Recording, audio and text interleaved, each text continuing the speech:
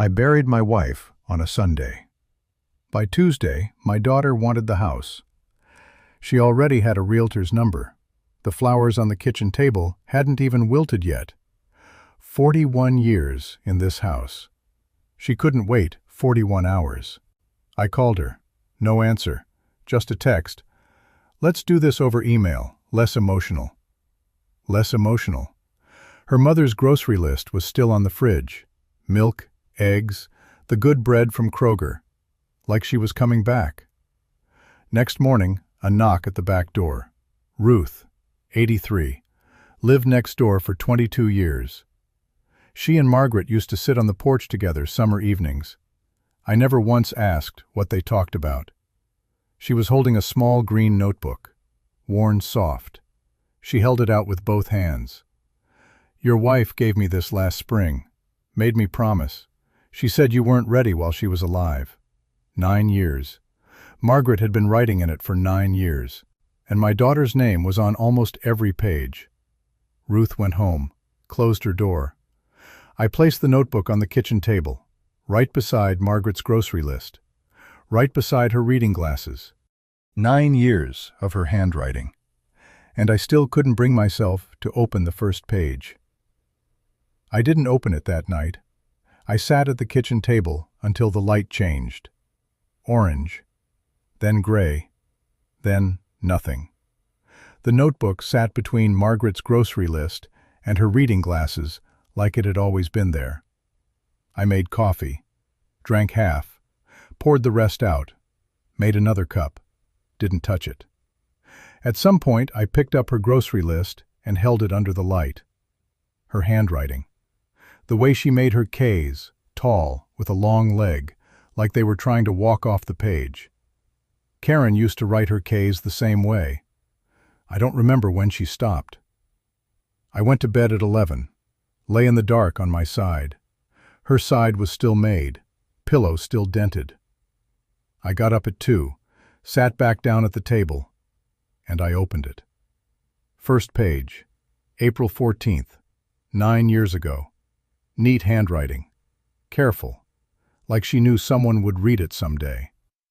Frank fell asleep on the porch again. I put a blanket over him and sat for a while. He looked peaceful.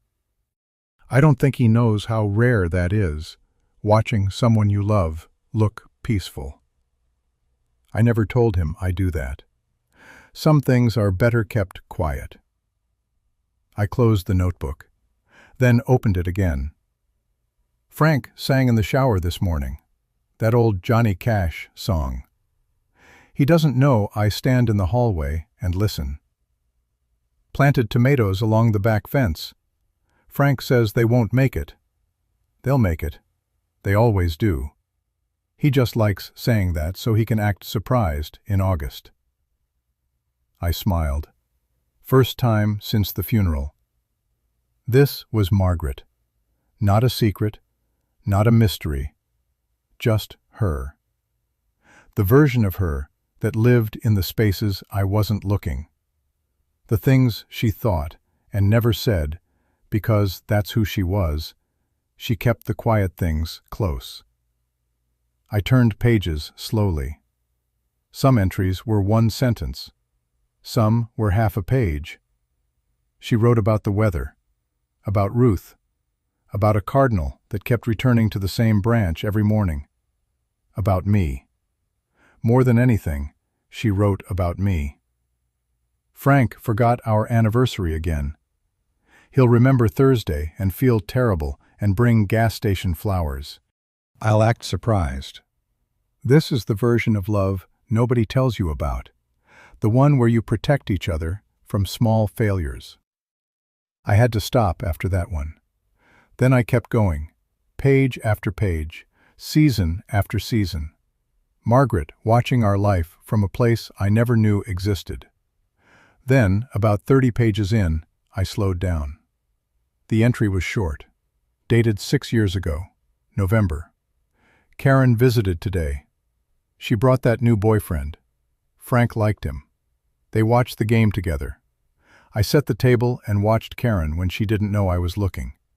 She has the same expression Frank gets when he's carrying something he can't put down. I've seen that look for 40 years. I never expected to see it on her. I read it again, then once more, and I turned the page. I need to start paying closer attention to Karen. I kept reading. The entries after that one were different, not dramatic. Margaret didn't become a detective. She became something quieter than that. She started watching. Karen called today, asked about the roof, whether we'd had it inspected.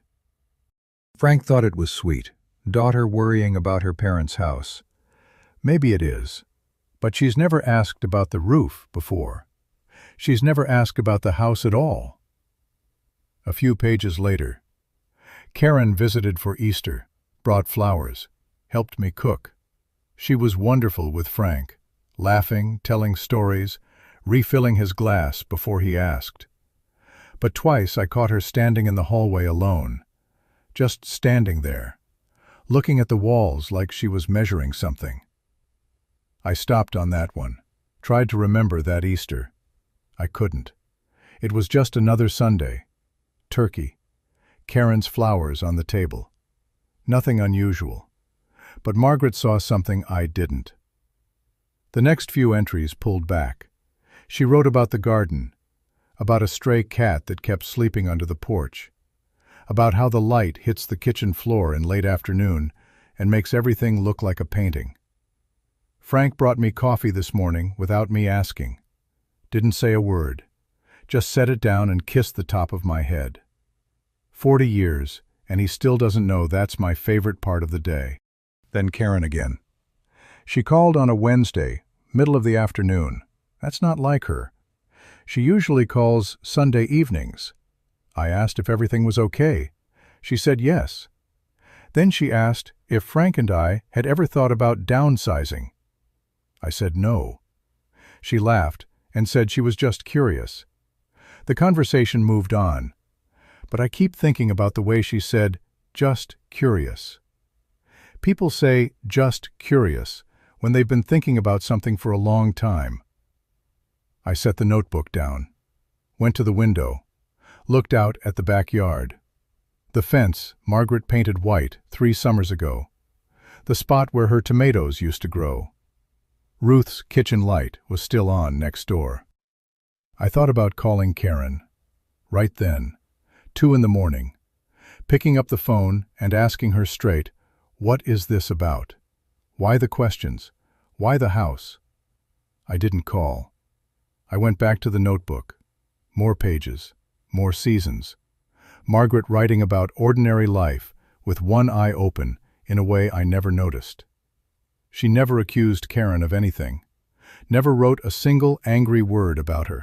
That's what made it unsettling. She was just recording, collecting small moments like someone pressing flowers into a book, not because they're beautiful, but because they might be evidence of a season that's about to end. Then I reached an entry from 4 years ago. December. Short. Only 3 lines. Karen came for Christmas. She brought a man I've never met. Not a boyfriend. She introduced him as a friend. He shook Frank's hand and complimented the house. Walked through every room. Asked about the foundation, the lot size, the year it was built. Frank didn't notice. I noticed. The next entry was dated 3 weeks later. 1 sentence. I looked him up. He's not Karen's friend. He's a property appraiser. I sat with that line for a long time. A property appraiser. At Christmas dinner, sitting at our table, eating Margaret's pot roast, complimenting the crown molding in the hallway while I poured him a second glass of wine. I tried to remember his face. Couldn't. I remembered Karen laughing that night. I remembered thinking it was one of the good ones, one of those holidays where everything just works and nobody argues, and the house feels the way it's supposed to feel. Margaret saw something else entirely. But even then, even after writing that, she didn't accuse Karen. The next entry was almost gentle. Maybe there's an explanation. Maybe Karen is thinking about buying property and wanted advice. Maybe she's planning ahead. Children do that. They look at their parents' lives and start calculating timelines. I don't blame her for that. I just wish she'd told us. That was Margaret, always leaving a door open, always offering the most generous reading of someone's behavior, even when the evidence was pointing somewhere colder. A few entries passed, ordinary things, a doctor's appointment, a recipe she wanted to try, a note about the cardinal, still coming to the same branch, then this. I asked Frank today if he'd ever consider selling the house, just to see what he'd say. He looked at me like I'd suggested selling one of the children. He said, "This is where we live, Margaret." And that was the end of it. He went back to his crossword. He doesn't understand that some questions aren't really questions. They're tests. I needed to know if someone had already talked to him. No one has. She was testing me. 4 years ago, my wife looked me in the eye and asked me a question she already knew the answer to, just to see if Karen had gotten to me first. And I had no idea. I turned the page. The next few entries were spaced further apart, weeks between them instead of days. Margaret was slowing down, not losing interest, choosing her words more carefully. The handwriting got a little smaller, a little more deliberate. Ruth asked me today why I've been so quiet. I told her I was tired. She didn't believe me. Ruth never believes me when I lie. That's why I trust her. So Ruth knew something was wrong. 4 years ago. She knew, and she never said a word to me. Not once in 4 years of borrowing sugar and waving across the driveway and talking about the weather. I kept reading. Karen called on Sunday. Normal call, normal voice. She told me about work, about her apartment, about a restaurant she tried downtown. Then, right before she hung up, she said something strange. She said, "Mom, you know I'd never do anything to hurt Dad, right?" Just like that, out of nowhere. I said, "Of course I know that." She said, "Okay," and hung up.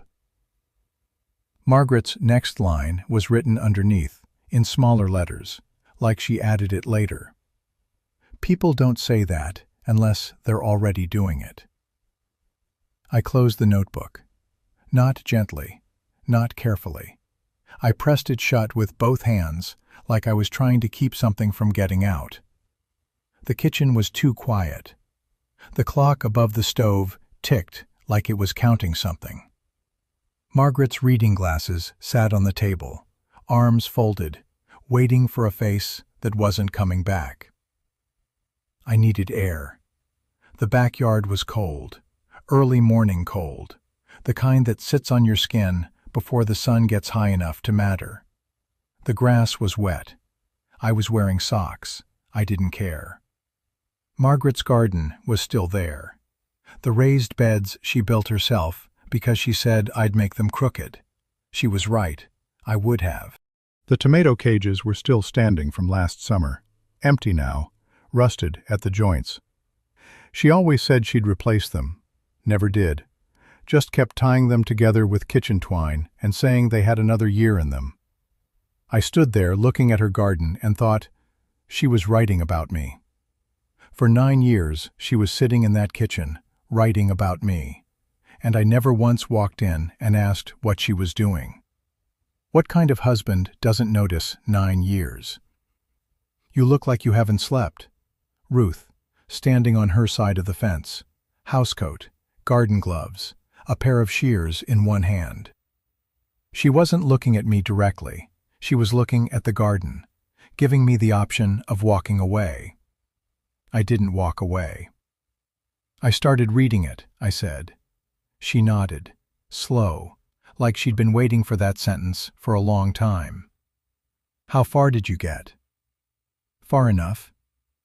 She set the shears down on her side of the fence, pulled off one glove, then the other, folded them neatly.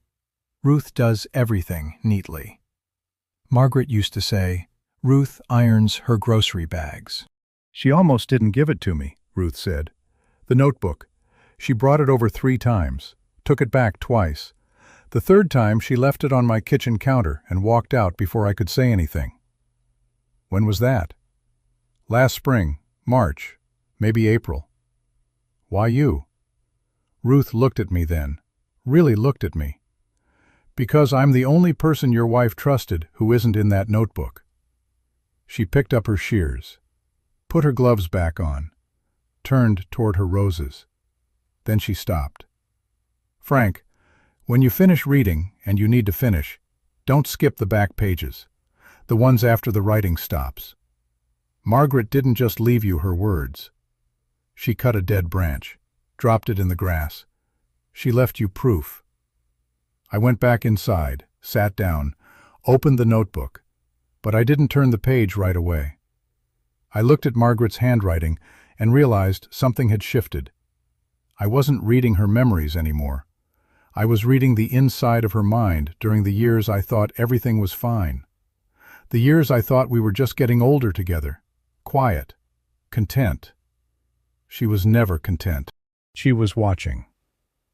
The entries were further apart now, sometimes a week between them, sometimes 3.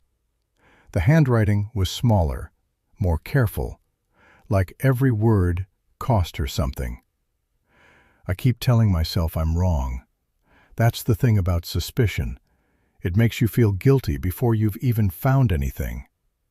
Maybe I'm the problem. Maybe mothers aren't supposed to look this closely. A few pages later. Karen sent flowers for my birthday. Beautiful ones. Not from a grocery store, from a real florist. The card said, "I love you, Mom, more than you know." Frank said, "See, that's a good daughter." And she is. She is a good daughter. That's what makes this so hard to hold. I read that twice, 3 times, because I remembered those flowers. I remembered saying exactly that. And I remembered Margaret smiling and putting them in water and not saying a word. She was already carrying this, already sitting across from me at dinner, holding something she couldn't put down and couldn't hand to anyone. Some days I think I've invented the whole thing, that I'm a paranoid old woman reading meaning into nothing. I hope that's true. I pray I'm the kind of fool who worries for no reason. I'd rather be foolish than right. Then nothing for almost a month. When she wrote again, the tone was different, quieter, tired. Karen came for the weekend. She was lovely. Helped Frank clean the gutters, made soup from scratch, sat with me on the porch and talked about when she was little, the tire swing, the creek behind the Hendersons' place, the summer she broke her arm climbing the oak tree. She remembered everything, every detail. She talked about this house like it was the most important place in the world to her. Next line. That's what scares me. I felt something tighten in my chest. Not because Margaret was afraid of Karen, but because she was afraid of how much Karen loved this house. There's a difference. I didn't understand it yet, but Margaret did. The next entry was short, 5 lines, dated 3 years ago. I asked Karen today, just casually, over coffee, if she ever talked to Frank about the house, about the future. She said no. She said she didn't want to upset him. I said, "That's thoughtful." She smiled. Then she asked me where we keep the deed. I closed the notebook, not because I was angry, because Margaret wasn't angry either, and that terrified me more than anything. I didn't go back to the notebook right away. I stood up and looked at the kitchen like I was seeing it for the first time. The cabinets Margaret picked out 12 years ago. The crack in the tile by the stove she always said gave the room character.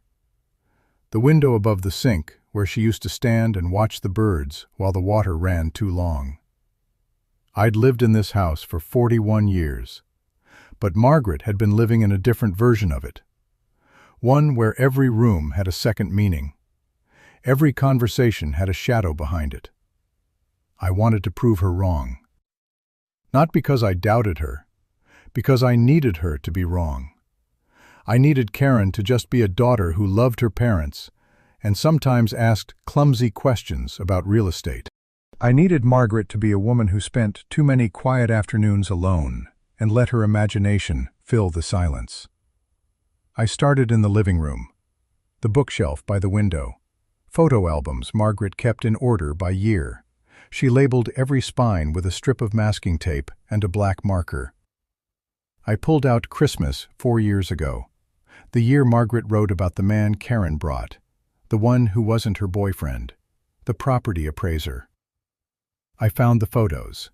There he was, tall, gray sport coat, standing in our hallway with a glass of wine, smiling at the camera.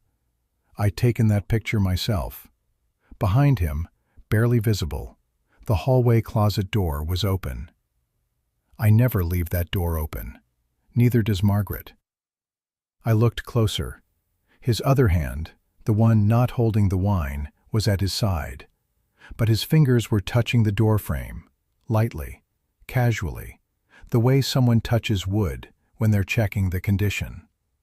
Margaret saw that. I took the picture and didn't see it. I put the album back, pulled out another one. Easter. The year Margaret wrote about Karen standing alone in the hallway. I found the photos. Karen at the table. Karen helping Margaret in the kitchen. Karen laughing with me on the porch. No photo of Karen in the hallway. Because she was alone when she did it. Because nobody was watching. Except Margaret. I went to the garage, not looking for anything specific, just looking, the way Margaret looked. Boxes of old tax returns, a bin of Karen's childhood things, report cards, drawings, a clay handprint from 2nd grade. I held the handprint for a while, small fingers pressed into red clay. She made it for Mother's Day. Margaret kept it for 30 years. I opened another box. Holiday cards. Decades of them. Every card Karen ever sent, rubber-banded by year. Margaret saved everything. I flipped through them slowly. Birthday cards, Mother's Day cards, Christmas cards, all signed the same way. Love, Karen. Sometimes with a note, sometimes just her name. Then I found one that stopped me. A Mother's Day card from 5 years ago. I recognized it because of the cover. Yellow tulips, Margaret's favorite. Inside, Karen's handwriting. Mom, I know we don't always say the important things out loud, but I want you to know that I see how much you carry, and I'm sorry I'm part of the weight. Love, Karen. I read it again. I'm sorry I'm part of the weight. 5 years ago. A year before Margaret started writing about Karen with fear instead of love. Karen knew. She knew Margaret was watching. She knew she was becoming a weight. And she sent a card about it, with yellow tulips on the front. I put everything back in the box, went inside, sat down at the kitchen table. The notebook was right where I left it. But next to it, Margaret's reading glasses. And tucked inside the glasses case, something I hadn't noticed before. A small, yellow envelope. Unsealed. Margaret's handwriting on the front. One word. Karen. The yellow envelope sat on the table between us. Me and nobody. I didn't open it. Not because I wasn't curious. Because I was afraid of what Margaret's handwriting would say when it was aimed directly at our daughter. The journal was observation. This was something else. This was a letter she wrote and never sent. I put it back inside the glasses case, closed it, set it on the counter behind the coffee maker where it wouldn't stare at me. Then I heard a car in the driveway. I knew the sound of Karen's engine the way you know your own child's footsteps, the slight rattle in the exhaust, the way she always parks a little too far to the left. I wasn't ready. I slid the notebook off the table and put it in the drawer beside the stove. The one with the oven mitts and the old takeout menus. Margaret's drawer. Nobody ever opens it. The back door opened before I could sit down. Dad? She looked good, rested, hair pulled back. She was carrying a paper bag from the bakery on 5th, the one Margaret liked. She set it on the counter and looked at me the way people look at someone they're worried about. "You look terrible," she said. Not mean, gentle. "Didn't sleep much." She nodded, didn't push. She filled the kettle, found the filters, started making coffee without asking where anything was. She knew this kitchen. She grew up in this kitchen. I sat at the table and watched her. She opened the window above the sink, let the morning in. Then she started wiping down the counter, quietly, naturally, like she'd done it 100 times. She moved Margaret's grocery list to the side without looking at it, folded the dish towel, straightened the salt and pepper shakers. She was taking care of me. That's what it looked like. That's what it was. But I was watching now, the way Margaret watched. Karen poured 2 cups, set one in front of me, sat across the table. She wrapped both hands around her mug and looked at me with soft eyes. "Have you been eating?" "Some." "Dad?" "I had toast." She almost smiled. Then her eyes moved, just for a second, toward the hallway. The same hallway Margaret wrote about. The one Karen stood in alone that Easter, looking at the walls. She caught herself, looked back at me. "I'm sorry about the text," she said. "About the house. That was too soon. I wasn't thinking." "It's fine." "It's not fine. I worry about you being here alone, that's all." She sounded like she meant it. Maybe she did. That was the problem. Margaret never said Karen was lying. She said Karen was careful. There's a difference. One you can argue with, the other you can't. We sat for a while. She told me about work, about her neighbor's dog that keeps digging under the fence, about a movie she watched that she thought I'd like. Normal things. Daughter things. I studied her hands, the way she held her coffee, the way she tapped her index finger on the rim when she was thinking. Margaret used to do the same thing. I never noticed that before. Karen stood up, rinsed her mug, dried it, put it back exactly where it belonged. She kissed the top of my head. "Get some sleep, Dad, and eat something real, not toast." She picked up her keys, walked toward the door, then stopped, turned back. "You know, this house still smells like her soap or her lotion or something. It's nice. It won't last forever, but it's nice right now." She smiled, small, sad, real. The door closed behind her. I stood in the kitchen, not moving. Because Margaret wrote those exact words, almost exactly, 4 years ago. Karen said the house smells like me. She said it won't last forever. Margaret had underlined the word forever. I sat back down at the table and took the notebook out of the drawer. I held it for a while, felt the weight of it. Not heavy, not light. Just the weight of a woman thinking on paper for 9 years, while her husband sat in the next room watching television. I turned to where I'd left off and kept going. The pages were different now. I could feel it before I read a single word. The handwriting was smaller, slower. Some letters trembled at the edges, not much, just enough to know that the hand holding the pen was getting tired. Margaret never told me she was scared. Not once. Not about the diagnosis, not about the treatments, not about any of it. She told me she felt fine. She told me the doctors were optimistic. She told me to stop worrying. She told the notebook the truth. I don't know how much time I have to get this right. Some days I think I have years. Other days I wake up and my hands don't work until noon, and I think, maybe weeks. The body knows before the doctors do. A few pages later, shorter. I keep rereading what I've written about Karen, looking for the place where I went wrong, where I started seeing things that weren't there. I want to find it. I want to circle it in red and write, "This is where you lost your mind, Margaret," and close this book forever. Next line. I can't find it. I pressed my hand flat against the page, like I could feel her through the paper. I love my daughter. I need whoever reads this to know that. I love her the way you love someone you made. It doesn't stop. It doesn't have conditions. But love and trust are not the same thing. I learned that too late. The entries grew shorter. Some were only a line or two, weeks between them. Frank brought me soup today, sat on the edge of the bed and watched me eat every spoonful. He's terrified. He doesn't say it.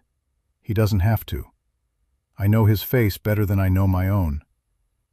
I almost told him everything tonight. We were sitting on the porch. The light was perfect. He was holding my hand. I opened my mouth, and nothing came out.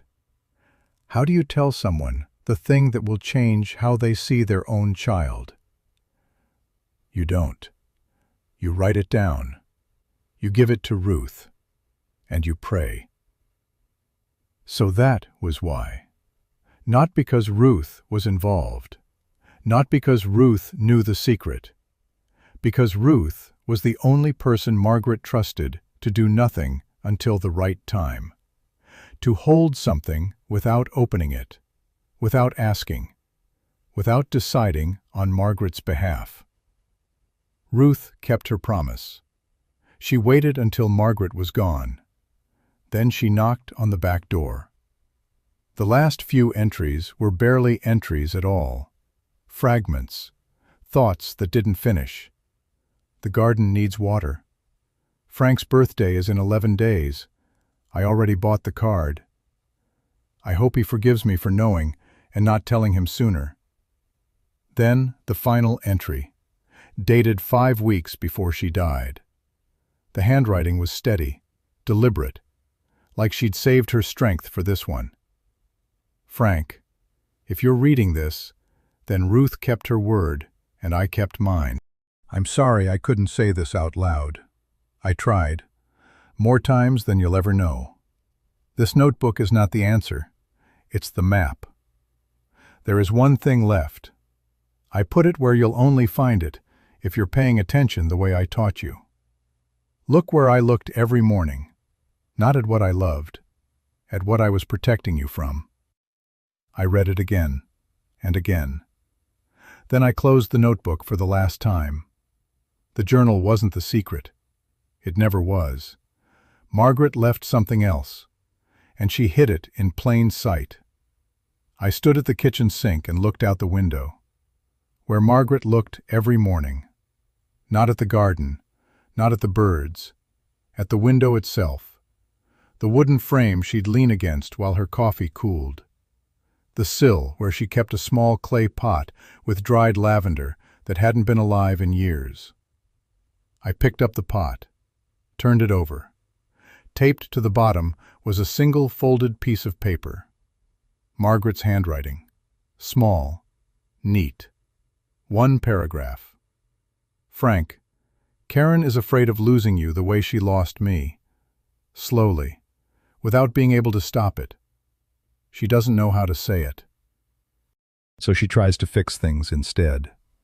The house, the roof, the future. She thinks if she can control the details, she can keep you safe. She's wrong, but she's not cruel. She's our daughter. Talk to her.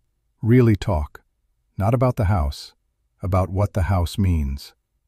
I love you. I'm sorry I couldn't say this at the kitchen table. M.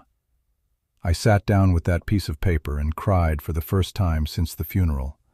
Not because I was angry, not because I was hurt, because Margaret, even while dying, was still trying to translate our family to each other, still standing between us, making sure we didn't break apart over things we were too stubborn or too scared to say out loud. I called Karen that afternoon. "Can you come over?" She paused. "Is everything okay?" "Yeah, I just want to talk." She came, She sat at the kitchen table. I made coffee, set her mug down the way Margaret always did, handle facing right, because Karen's left-handed and reaches across. Karen noticed. Her eyes got wet. She didn't say anything. I put the notebook on the table between us. Your mother left this. Karen looked at it, touched the cover, didn't open it. I know, she said quietly. You knew about the journal? No, she shook her head. I knew she was watching me. I could feel it. The last few years, the way she'd look at me when I asked about the house, about you, about anything, like she was writing it down in her head. She was writing it down for real. Karen closed her eyes. I made a mess of everything, Dad. I was so scared of what would happen to you alone in this house. After the diagnosis, I couldn't sleep. I kept thinking about you here by yourself. The stairs, the roof, the furnace. I didn't know how to talk about it, so I just started managing, behind the scenes.